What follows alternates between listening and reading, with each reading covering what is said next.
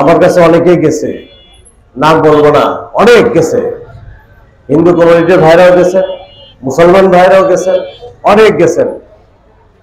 আল্লাহ আশা করি যে তাদের যাওয়ার পরে আর কোনো সমস্যা হয় না ইনশাআল্লাহ। এবং তারা যদি ন্যায়ের পক্ষে থাকেন তাহলে কারোর কোনো সমস্যা হবে না, এবং কোন রকম কোনো টাকা পয়সা খরচ করতে হবে না। কেন টাকা পয়সা খরচ করতে হবে? কামাই করার যোগ্যতা তো সবারই আছে। হাত তো দুটা করে আল্লাহ রাব্বুল আলামিন সবাইকে দিছে, কামাই করে খান। দুই হাত তো আছে, দুই পা আছে, কামাই করে খান। আর একজন কামাই করে, ওইটা আপনি ভাগ বসাইতে হবে কেন? কাজেই আপনি আশা করি যে কেউ কারো ক্ষমতার দাপট দেখাইয়া চাঁদাবাজি করবেন, এটা করোটিয়াতে হবে না, এটা আমরা বলে গেলাম। আর করোটিয়া শান্তিপূর্ণ জায়গা, আমরা মিলেমিশেই থাকি। অনেক মানে সেই চাঁদ মিয়া সাহেবের মৃত্যুবার্ষিকীর দিন বোঝা যায় হিন্দু ভাইয়েরা কিরকম পাগল হয়। একেবারে জিনিসপত্র দিয়ে তার চাঁদ মিয়া সাহেবের ওখানে গিয়ে, আমি তো যে কয়বার গেছি দেখছি যে হিন্দু ভাইরা সেখানে সবার আগে উপস্থিত। কাজেই সবারই অধিকার আছে এখানে বসবাস করে খাওয়ার এবং নির্বিঘ্নে চলাচল করার, নিরাপত্তা পাবার সকলের অধিকার আছে। একটা শিশু থেকে শুরু করে বৃদ্ধ পর্যন্ত সকলেরই নিরাপত্তা পাবার অধিকার আছে। কাজেই নিরাপত্তার যেন কোনো বিঘ্ন সৃষ্টি না ঘটে সেই ব্যাপারে সকলকে ভূমিকা রাখা দরকার। আশা করি যে আগামী দিন আরো সুন্দর হবে। জুলাই সনদ স্বাক্ষরিত হয়েছে। জুলাই সনদের মধ্যে অনেক নতুন নতুন জিনিস আছে বাংলাদেশে, যা কোনোদিন ঘটে নাই। কাজে আগামীর বাংলাদেশ অন্যরকম একটা বাংলাদেশে পরিণত হবে।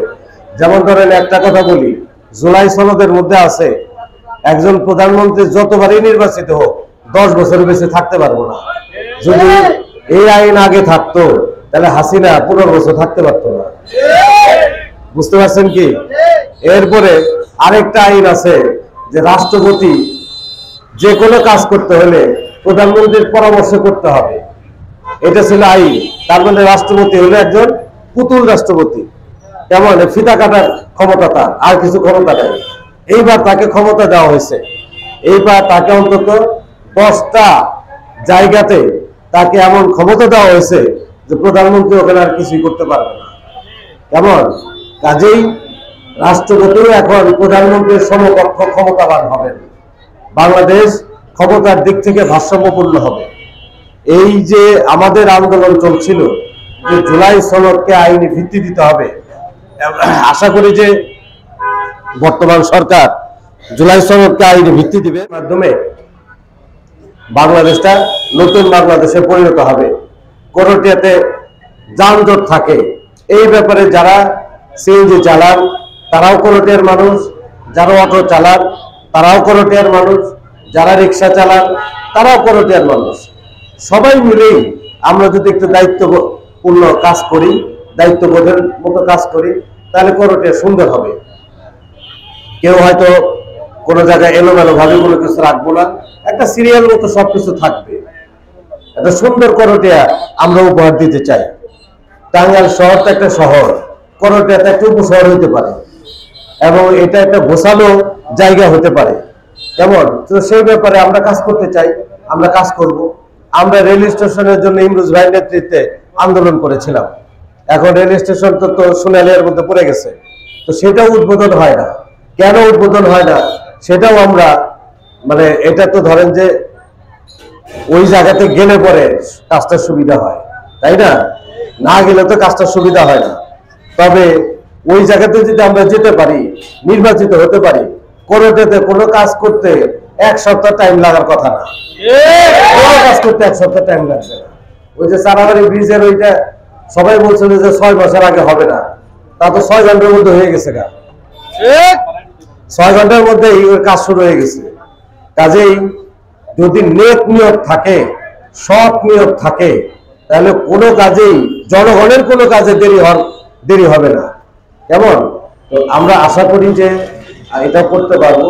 আমি সড়ক ভবনের সাথে কথা বলেছি, এক্সচেঞ্জের সাথে কথা বলেছি, সিনথিয়া ম্যাডাম ওনার সাথে কথা বলছি যে লাল ব্রিজটার একটা গতি করা দরকার।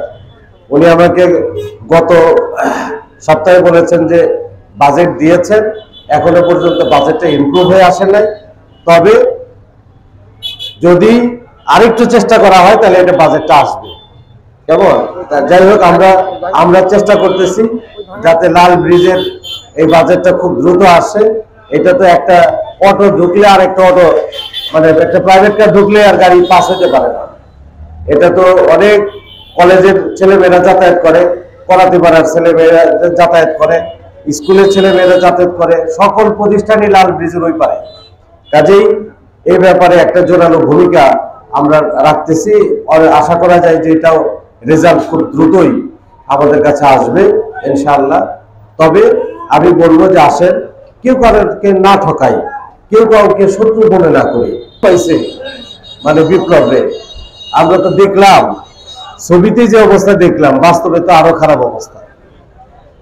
যাই হোক, ডাক্তার প্রণব ভূমিকা পালন করেছে, যে সাথে সাথেই ব্লিডিংটা বন্ধ করে দিছে।